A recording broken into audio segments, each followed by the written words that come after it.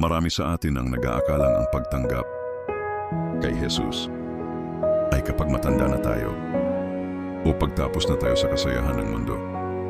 Iniisip natin, bata pa ako, mag-i-enjoy muna ako sa buhay. Pero kapatid, hindi natin alam kung kailan matatapos ang ating panahon dito sa mundo. Ang kamatayan ay hindi namimili ng edad, bata man o matanda, pwedeng kunin ng biglaan. Huwag nating hintayin ang oras ng pagsisisi. Huwag nating hayaang maranasan muna natin ang matinding sakit, trahedya, o pagkalugmok sa kasalanan bago tayo lumapit sa Diyos. Darating ang panahon na wala ng pagkakataong magsisi. Darating ang oras na hindi na natin may babalik ang mga panahong pinili nating tumalikod sa Kanya.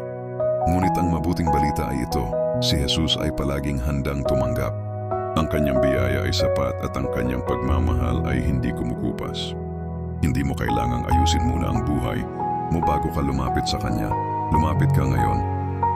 Sa kalagayan mong ito, ang puso niyang sugatan sa krus ay bukas pa rin para sa iyo. Huwag mo nang hintayin ang kinabukasan. Hindi sigurado ang bukas, ngunit ang kaligtasan na inaalok ni Jesus ay sigurado.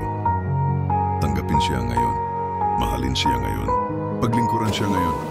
Sapagkat ang tunay na buhay ay nagsisimula sa piling niya